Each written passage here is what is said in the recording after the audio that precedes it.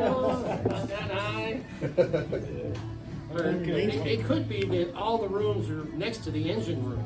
Oh.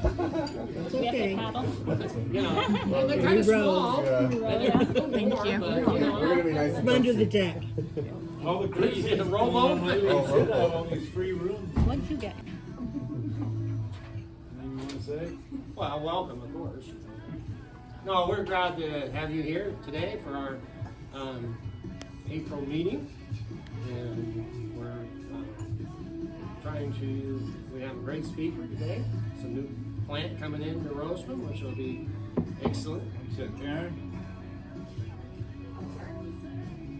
Which will be excellent for the economy of Roseman. And we look forward to having that. Thank you. So that's a great plus, which will probably lead to more commerce because we'll have more people. So we may get more grocery stores and other outlets. So we appreciate that. That's great. I think we're having meetings for our planning of our Christmas September Fest and Armed Forces Day Parade. You know, starting some pre-planning, which is great, and the Christmas parade in Santa's Village, which, believe it or not, is probably going to come up faster than what we can believe. And then we have a swap meet. In fact, Dave, why don't you take a minute, because Dave's our event coordinator. Why don't you tell us the events we got coming up? If you look at on top of your table, I left a sheet there with the information of the events that are going to be taking place on throughout the year. And at the bottom, we're asking for volunteers.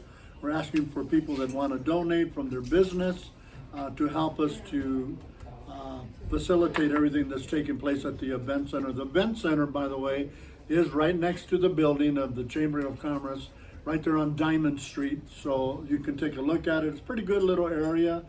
You can also come and use it for your purposes. But as you can see, we have a lot of things that we're trying to establish for the 2024, and we're trying to get the community just more involved with just doing things. So people always say, well, there's nothing ever happening there. Well, if you look at this list, you'll find out we're going to be doing quite a bit. And we do need your help. So, and if you can get other volunteers to be participants, that would be so great. Thank you so much. How can they contact you?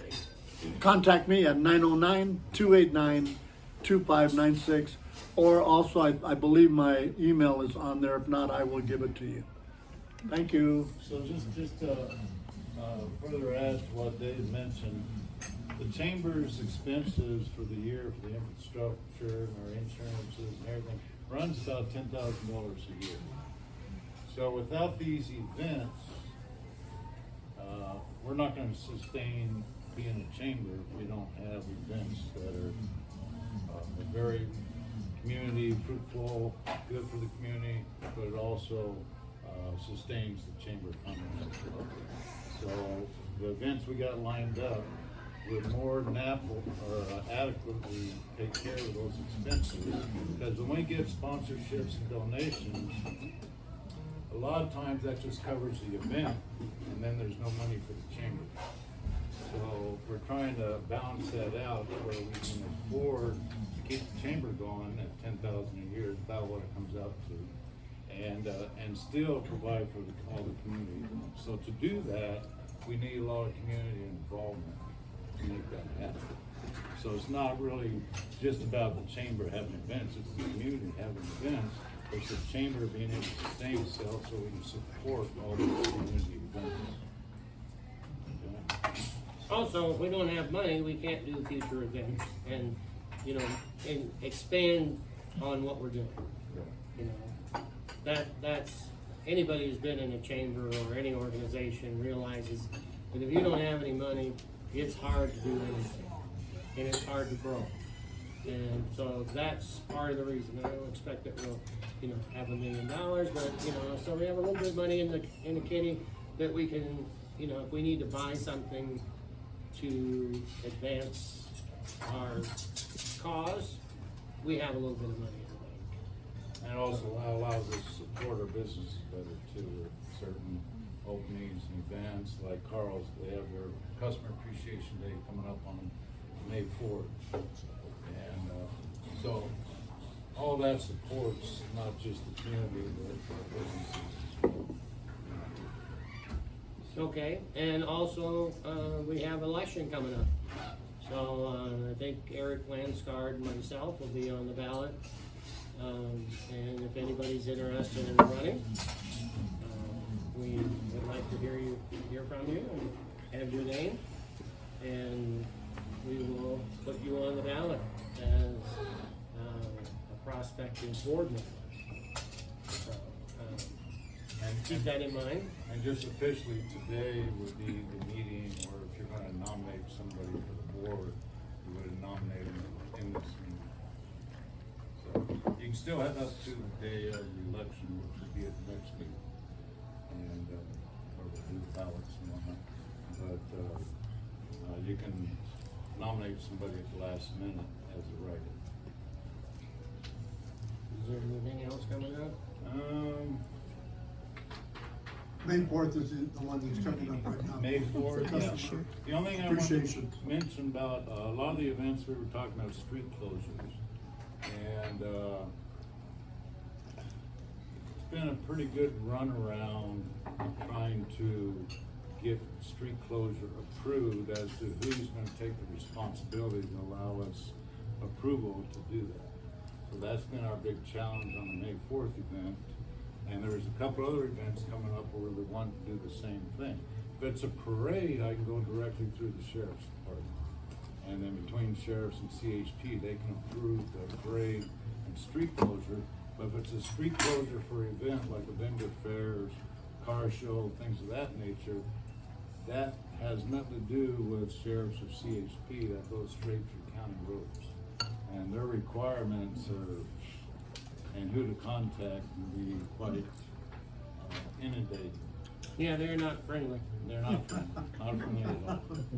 So, might have to talk to Karen about talking to Zach, see how we can simplify that process a little bit in the future.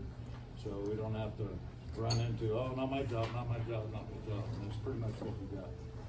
Nobody wants to take responsibility. Right. So, Anyway, we'll work on that. We'll keep chugging away.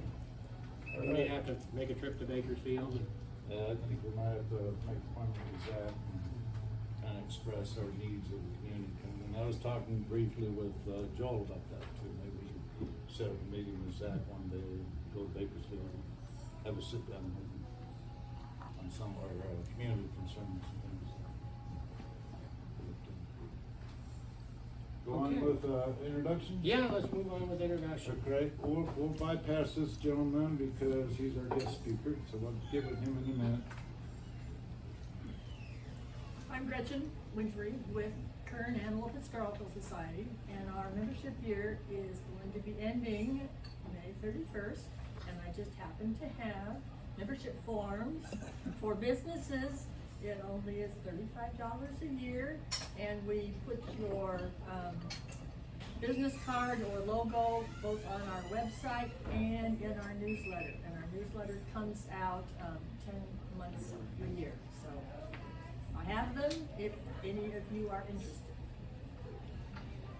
Hello, Natalie Willis from Common Sense Consulting, representing Pacific Steel Group and Tractor Store. My name's Joe. I'm a representative of Carl's Hardware and the treasurer for the chamber. Pastor Dave Hernandez, Family Faith Center on Desert Street. We do food ministry. We do it twice a month. We feed around 500 to 600 people when we do that. So that's been our goal outreach for us there at the church. This is my wife Linda. Go ahead. I'm his wife. Joel with RMAC. Tonight we have Jim Damian, the economic CEO of Kern County, going to be at our meeting. And with all the social media blowing up about the road constructions, we invited Public Works, so they're going to be at our meeting tonight. So if anybody has any concerns, my attitude's going to be we're bringing Public Works to our meeting. I don't want to hear any more on social media if you don't show up to our meeting tonight. We're giving you the opportunity to come and gripe and complain to the powers to be. If you can't make the meeting, you know what? you're cut off on your complaints, but should have a good meeting tonight. And then along that lines, I was driving down Diamond Street, and I'm seeing a lot of pot shops are closing up. So that's good, but they're being boarded up. So with Jim tonight, if we can get the chamber support, we want to start pushing the county maybe for an economic incentive to bring businesses to legitimate businesses to Diamond Street. So if we can maybe get the chamber support on seeing what kind of tax breaks and stuff we can get for some new businesses coming in and revitalizing Diamond Street again. Well, that was the original purpose of the Diamond Street beautification project. Mhm. And that was about the same time the pot shops started moving in. So it's been a long battle, as you and I both know, and I think it's still going to be a long battle cleaning up the area. Yeah. But I agree with you. And I also want to thank Natalie and HydroStar. We got to walk the property last week, the future site. That was very interesting. It was neat to see what's going to be out there. Oh, you didn't invite me? Should have said that. Well, you wanted to cruise too. You guys were on vacation, Yeah, sorry. better cruise than I did. I paid 17 days. Oh, I paid more. Yeah. You want to play, you gotta pay. I'm Lori with the Antelope Valley Press. I'm Amanda. I'm covering for John. Well, I'll be rotating with John Joyce with the Roseman News, so you'll see me and him still. But we're a team. He's retiring, as you guys all know. But he's helping me throughout the process. So you'll see me and him, and I'm happy to see familiar faces and new faces as well. I've seen a couple new faces. All right, thank you. All right, Bella. Oh boy. Hi, I'm Fallon Mitchell. I am the grant coordinator that oversees the Community Schools Partnership Program for the school district. I work directly alongside our superintendent, Miss Gaines, who apologizes for not being here today. She's got meeting after meeting because of all the new construction projects. Also, I'm looking forward to the committee because I missed out on the first meeting, and as they know, I've been griping about being involved because the school district really wants to be a part of all the great things happening. I also have some ideas and some events that are coming up, so I can't wait to bring those to you guys. Looking forward to hopefully, I haven't met you yet formally, but I'm looking forward to partnering with you because our Parent and Community Center, we just reflew the position to hire someone in there full time. So we will be open full time, offering resources for the families, having classes, parent engagement nights, things like that. And also, I was speaking to the community queens because we just had our Roseman pageant. They are obviously heavily involved in volunteering, so they're looking forward to whatever events are coming up. My 5-year-old is Tiny Miss Roseman, so again, something else I signed up for. I don't know how I got roped into that one, but so we're looking forward to partnering with everybody and to bringing some good events and some things to the community. Great. And I'm also on RMAC too with Joel. Now you know about when you get our age, I'm done. You say that, but look at all you guys. Like, come on. You guys are all still Holding here. it together. Uh-huh. All right. Hi, good morning, everybody. My name is Ruben Galindo. I'm the owner of Joshua Tree Property Management Company. We're a property management that services homeowners who are looking at renting their home, or anyone who's looking at renting a home. We could definitely help them out as well. And I'm looking forward to hearing from Pacific Steel Group. I saw that you guys are bringing in 550 construction jobs, so definitely be able to talk to you guys, see how we can give them housing. Thank you. Yes, and I'm looking forward to talking to you too because we're also going to be planning another career night / hiring event. Right. So, wink, wink. Thank you, Representative. Hi, my name is Angela Allen. I am the new field representative for Assemblyman Tom Lackey with the 34th District, and I am looking forward to assisting all of you with any of your needs that are at the state level. That includes the DMV and the Employment Development Department. Al? Al Wallace, Roseman Community Service District. Long time board member. He doesn't know what retirement is. Enjoys it too much. Okay, Supposed to pass around orders from the wife. So you want to see it? If you Yes. don't, just throw it away. No, don't throw it away. You paid for that. Throw it back Oh at my me. goodness. Maybe that'd oh, be with better. the parrot. Nice. Nice. Oh, fun. Where'd So you guys go? Gee, why don't you tell us Yeah, I about want to know your where you trip? went. Oh, we left Oh, they went to Istanbul. LAX and flew to Venice. And then we took a cruise ship from Venice to Egypt. And we spent, To Egypt. 3 stops in Egypt, Athens, whatnot, and then we went to Croatia, a couple stops in there. We missed 1 or 2 because of the weather. Then we went to Turkey, and we missed Troy, which I was kind of looking forward to seeing. But the weather was, the winds were 40 knots, and they said they couldn't get us in there. Catalina and Sonata, had a lot of fun. Drove all over the countryside there and whatnot, a lot of fun. So, ending with what happens in Mexico stays in Mexico. Okay? Who mind that story? All right, I think it's time for our guest speaker. Yeah. Mark Olsen, and from Pacific Steel. He's got a great project that we're all looking forward to hearing about. Thank you. I appreciate that. I appreciate the invite, for sure. Oh, thank you.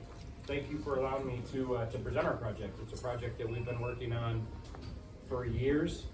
We started the process in, say mid-2020. So it's been a long road, a long and winding road. This will be the first steel manufacturing facility permitted in the state in more than 50 years. And in 2020, the last operating steel mill closed in Rancho Cucamonga, California. So today, the state consumes a vast amount of steel, but they don't produce any of it. So we're beholden to outside producers, or worse yet, imported steel coming in. So this is an opportunity to bring steelmaking back to the state and do it in a responsible way, do it in an environmentally responsible way. So who's Pacific Steel Group? We're not a big corporate steel producer, we're a California company. We started this company in 2014. In our corporate offices in San Diego, California. Today we have about 1,200 employees throughout California that we fabricate and install reinforcing steel in major projects, major construction projects, commercial projects. About 75% of our work's in the private sector, 25% in the public sector.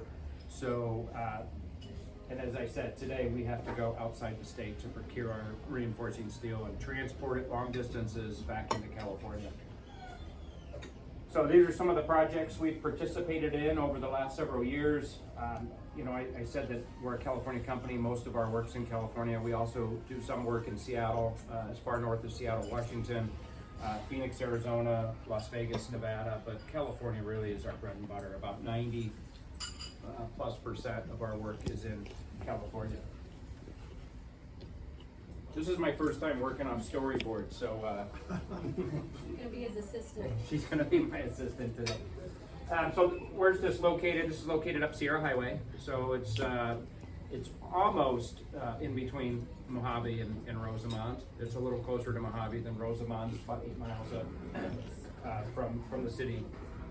But location is on the east side of Sierra Highway, between Sierra Highway and Edwards Air Force Base, and we have the UP line that runs parallel to the property.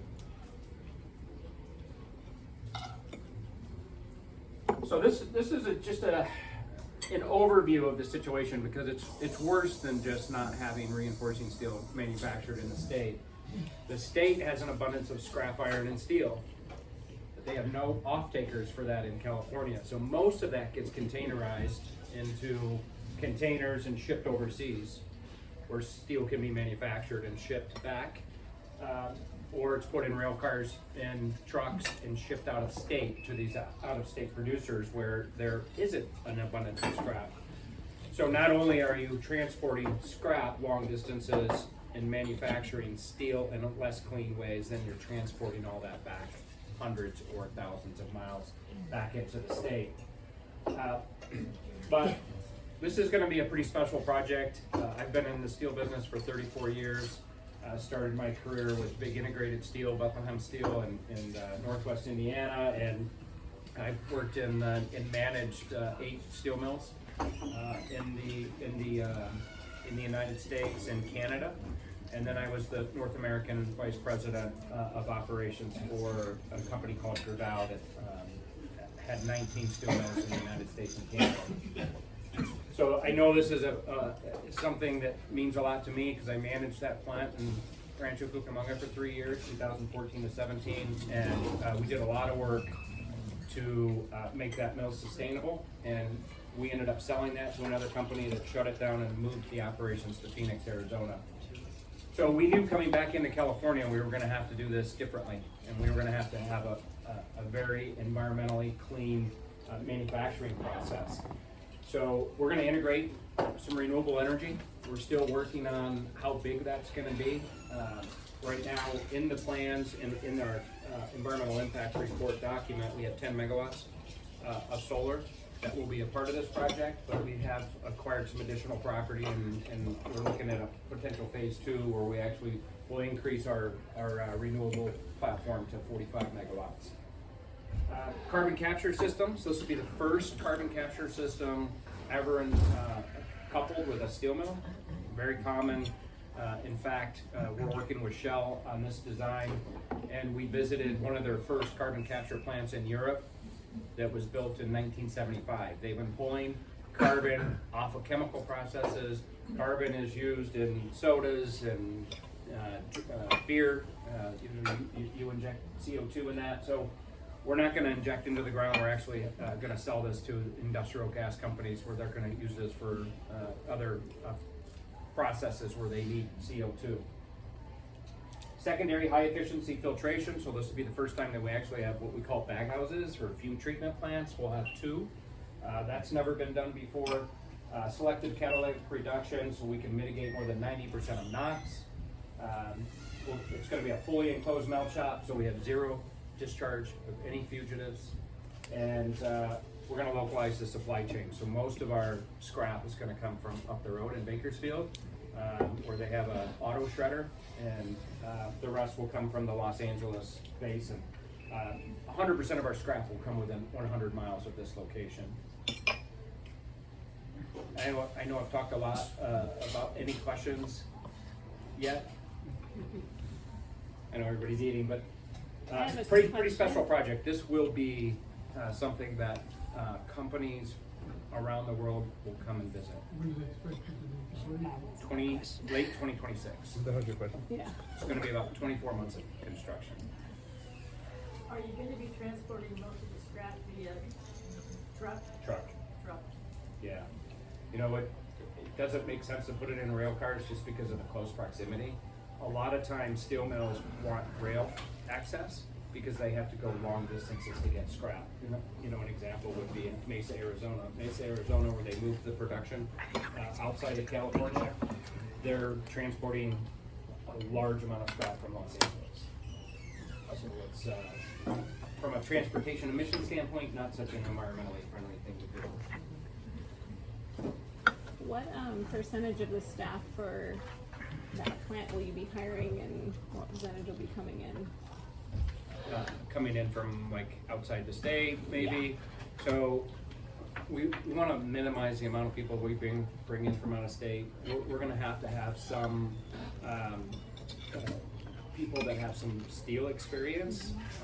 Let's say metallurgical engineers, a handful, but the rest we want to hire locally. So I'd say the vast majority will be hired locally.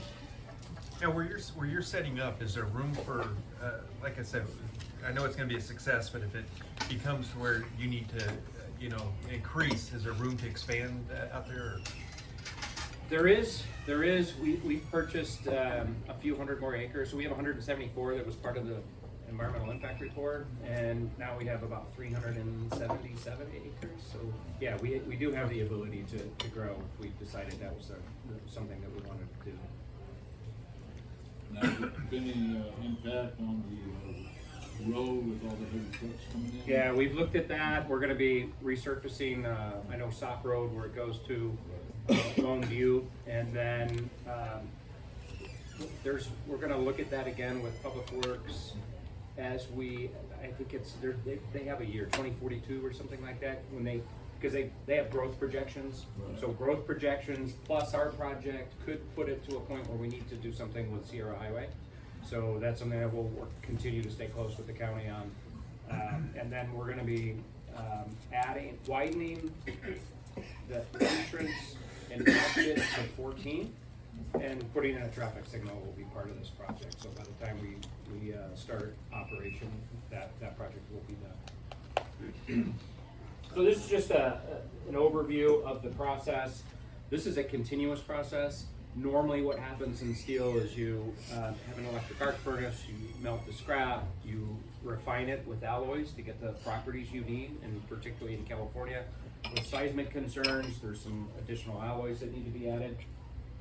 And then we take it to what we call a caster, and we cast a billet straight through. Within less than an hour, we'll go from scrap in our scrap bay to finished reinforcing steel. Normally there's a semi-finished product called a billet that goes in storage, and then you have to reheat that using natural gas, and it's emissions associated with that and consumption of natural gas. This will be the first steelmaking facility that doesn't have a natural gas line brought to it. So we're not bringing natural gas to this site. Do it all with electricity? We're doing it all with electricity, that's right. And we'll have some oxygen, nitrogen, argon, but from no natural gas. What level of refinement are you gonna have to do with all the different sources or impurities of metals you spoke of? So steel is one of those materials that is infinitely recyclable. So when we melt that scrap again, the scrap commodities that we'll use, like auto shred, has already most of the metallurgical properties you need for seismic rebar, for rebar. So we'll add a little bit of vanadium, a few other alloys to it to get the strength properties we need, but it's pretty close. We'll also have thermal quenching, which will be able to reduce the amount of alloys we need to add through thermal quenching process. So is the metal clean before it gets to you? Yes. Yeah, that's all done. Like if you look at SA Recycling in Bakersfield, it's a large auto shredder, and then they have a non-ferrous recovery where they really pull all the stuff you don't want, that we don't want in our steel before we get it. We didn't want to get into the shredder business, so we'll partner up with the shredder operators in the area for sure. Now, Mark, with the jobs and stuff, the entry level, this I'll confer to Fallon. This is her area of expertise. Is there something we could put in place in the schools for entry level jobs to where the kids could take classes and be prepared and be hired from you guys? Yeah, for sure. We want to partner with the schools.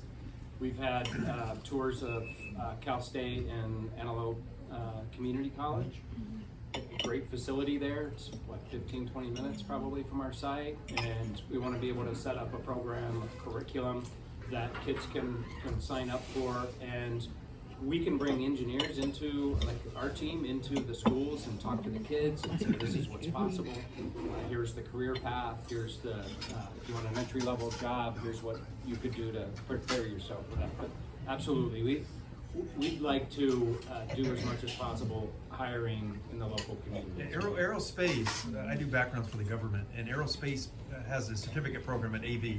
It's a FAB program, and once they, in the aerospace industry, is hiring these kids after they complete, so that, like I said, we're keeping the jobs local. And absolutely, yeah, no, we like that too. And I'll tell you, I said I managed the steel plant for 3 years in Rancho, and you know, we would bring people in from mills or other locations into California. And many times it didn't work out well. They would stay for a year or two and then want to go back. Well, California's especially a here, tough it's adjustment. very niche just where we're at. Yes. So most likely whoever is working there is going to want to live somewhat locally. And it's different here than it is in LA or Northern California. But we do have at the high school here, we're called Roseman High Early College Campus because we do have some dual enrollment, but we also have 12 CTE pathways, some of which may already align Absolutely, with yeah. For so sure.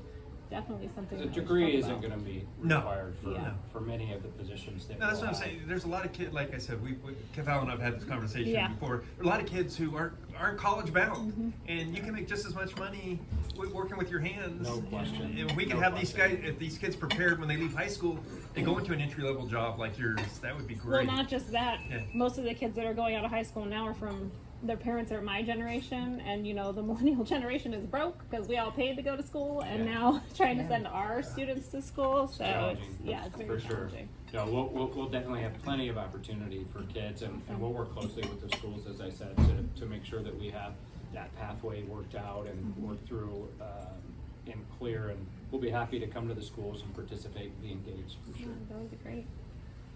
So this is just an overview of the benefits of the project. It's 515 construction jobs on average. I think it peaks close to 700 at the peak of construction.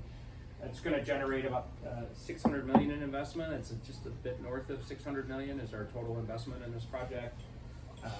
Property tax revenues of over 36 million. 400 high-paying jobs at that location. So we'll have 400 permanent full-time positions at that location. Are they all going to be? Are all of these jobs that you're speaking of going to be hired directly through you, or are you going to, for example, have like contracts with unions for certain things, or is it all going to be hired? We're going to try to manage most of that ourselves, but I'm sure we'll partner with some organizations to help us with job fairs and it's not my expertise, but we'll have our human resource team put together the plan for the hiring. And we'll start hiring while we're still under construction because we'll want to start getting people trained. So I'd say maybe 6 to 9 months prior to startup, we'll start the hiring process, and we'll do that in stages. We'll hire so many people at a time because That's we a lot. manage so many people at a time. But we're super excited about it. The steel has a multiplier, which means that for every direct job, we create more than 2 indirect jobs that support the operation. So we're really talking, close to 1,000 jobs of total economic benefit to the county. So I think it's an exciting project. We're excited. We're excited to be here. We're excited to be working with the team in Kern County. They've been super to work with. So it's after years of work, we're so close to starting. So we expect to start construction in September, October, and it's about 24 months of construction time. So by the end of 2026, we should be commissioning and working to getting up to full production. So from start of the process to the end of the final product, maybe kind of give us an idea as to what types of jobs or functions will be occurring through that process, and how many people? Yeah, so we'll have about 185 that will be directly involved in the production of steel making. So we'll have, we'll hire in utility labor pool positions. I think the starting wage is it's around 52,000 a year starting, but with opportunities to train into higher levels in the line of progression. So we'll have, of course, maintenance, electrical, mechanical maintenance. We'll have automation. This is going to be a highly automated plant. We're going to have robotics, AI, and machine learning. This is not the steel mill that people have in their minds anymore. This is much cleaner and much more state-of-the-art. We'll have operators that don't need to spend time on the shop floor. They'll be in control rooms with computer screens. Even our cranes will be automated, so we'll have controls in the control rooms where people don't need to go up into, I'll say, any uncomfortable areas in the heat. So we'll have operations employees, maintenance employees, automation, electrical employees for the mill. Then we'll have in the fabrication shop where we take that steel that we manufacture into a state-of-the-art manufacturing or fabrication shop where we fabricate that with machines into shapes needed for construction projects. And then it goes on trailers, and then we'll have drivers that are shuttling that steel to different construction sites throughout Los Angeles basin, but also into Northern California. We're not gonna send fabricated goods to California, but we'll be able to produce spooled rebar up to 5 tons, and then we'll do straight bar up to 80 feet, and then we'll take that up to we have 2 fab shops, one in Fresno and one in Napa area. Are you primarily gonna be fabricating rebar, or is there other job or projects should be doing? Just reinforcing steel, just rebar. Just rebar. Yeah, that's enough. I know. Yeah, no, it's good questions. You know, Natalie knows I'll be engaged in the community, so you guys will see me around. I'm not gonna be a stranger here. I moved up to Tehachapi 2 years ago for this project, nearly 3 years ago now. So just to be close to the project site. And, I'm from Chicago, so I like a little cooler weather. I was gonna say, you know about Tehachapi, right? It's gonna be a little chilly up there. I love it. I love it. It could be cooler as far as I'm concerned. I lived in Canada for a little while too. Managed to plant up there, so I like snow and cold. So I'm in a good place. So that was the majority of the. We have a project labor agreement, so it'll be union labor for the construction. But we'll have I'm gonna say maybe 65 to 100 people that will be coming in from out of state looking for some housing. I'll tell you this just a little, since you're at the very beginning of this, growing up in this area and now working in the school district, something you might want to think about with all of these jobs coming in is possibly providing in-house childcare for your workers, because it is very few and far between out here to get childcare. There's no vacancies. People are struggling. So I know that multiple people that have looked for jobs recently or been hired have had to turn down jobs because they cannot find childcare. That's good to know. Yeah. Definitely something that we could. I'll take a note. The problem is it's so expensive to build It apartments is. here. To what? It's so expensive to build apartments here. Yeah. We want to build onto the senior center, 50 units. And I got an estimate from the water department, and it says, oh, that'll be $1.2 million for water. For the water infrastructure. Just the meters. Oh, the meters. Construction. There's is actually crazy. a very large apartment complex and townhome complex that's being built on Lancaster Boulevard and right behind where it's 30th Street West. So their ribbon cutting and groundbreaking is next Thursday. That's probably all government money. And it's not, it's actually private, and I met the people that are in charge of the building company. Wow. Which we'd like housing in Kern County. Yes. I know, but it's not far. It's not far.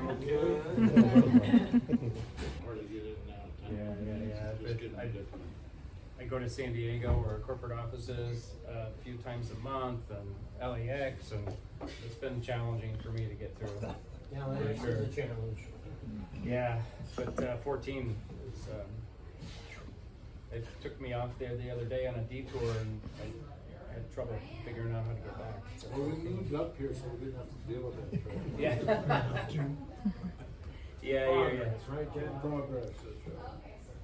Well, I think the most important things that for the community, you're gonna have to look at it, is housing for your people. Yeah. And traffic. I mean, everything else will work itself out probably, but you load all that traffic on the Sierra Island or the freeway. Yeah. And you got 2 big projects in the works, and both of them get going about the same time. Yeah. That's gonna be a lot of people. And then you got Edwards. They got some project out there they won't tell us about. Yeah. But it's supposed to bring in a lot of people, I understand. Do you know anything about that, Joel? Yeah, they've got Project Northrop's, they're hiring.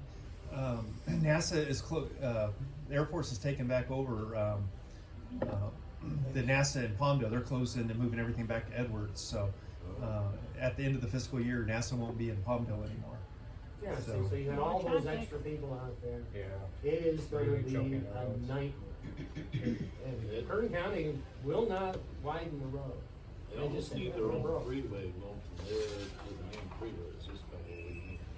I mean, the positive side, aside from the traffic, is if you are hiring locally, I'm hoping and assuming a lot of these people, yeah, they're where they're at, you know, Yes. already. So, but still, it's even if you know if you hire somebody who's, let's say, local, but even Tehachapi is a bit of a commute, you Yeah. know, so they might Yeah. want, oh, let me try to move closer, and it's gonna be Yeah, Tehachapi, downtown Tehachapi to the site's about 30-35 minutes. It's not too bad. I live outside of Tehachapi, so it's like 45 to 50 minutes, but well, just Well, you got. keep you in got- mind too when the winter hits. yeah, right. That commute gets longer, and then sometimes it's closed. Sometimes it's closed altogether. Exactly. You know, you got Tehachapi, you got Mojave, and you got Roseman. Yeah. Mojave doesn't have any houses. Yeah. You probably know this. Yeah, Nobody wants to live in Mojave. yeah. Mojave, Cal City. Cal City's not too bad. Yeah. I've been there once, so. I Yeah. mean, they got housing out there, but they don't They haven't built anything new in Yeah. like 40 years. It doesn't have enough housing. Like I said, it's so expensive to build. Yeah, it's expensive. Even this project, from when it started 4 years ago, inflationary pressures, challenging to say the least. So We're not trying to be negative for sure. No. Just This giving is you all a good heads stuff, up. yeah. Yeah. For sure. We all know about inflation. Yeah. We like your project, it's just that there's so many projects going on. Yeah. No, I get that, yeah. Especially when you're dealing with what you've been dealing with for a while. Oh yeah, I love your project. I love the Yeah, I think it's project. great. It's just, it's gonna be this impact, and if you're not Yeah. thinking about, Hydrostorks starts, they would start construction when? They start about the time that you're in 2026. Okay. So it'll be back to back. yeah, they're hoping to start someplace in there. About the time we start By the up time our we start. operation, they would start construction. Yeah, something like And that. I think they're talking about 2029 completing. Yes. That would resolve some of the issues, but Yeah. it's still. gonna No, be- it's something that we'll be well aware of and make sure we can do everything we can when it's more under construction to try to alleviate as much as possible our impacts on the traffic for sure. And I know, as I said, we have quite a mitigation matrix with the county to try to alleviate some of that too, and just the way we schedule and the way we operate the construction and operations. So we try to minimize the impacts. We all want to minimize that, right? Even our own employees don't want to have to deal with traffic every day. They want to come into work. They want to sit in traffic for an hour. Yeah, exactly. So we'll be a good corporate citizen, and I'll be around, and Have you ever thought of maybe putting in a parking lot and having a shuttle bus to? yeah, we have talked about that. Yeah, it's a possibility. We may do that. There's some companies that do that, and alleviates quite a bit, right? People are willing to do that. It's a great thing. Yeah, so we're open. All suggestions. Maybe get Metrolink to come up. Yeah. That's what I just said. Just takes a minute. I nominate you. I'm just kidding. You gotta nominate Eric and him.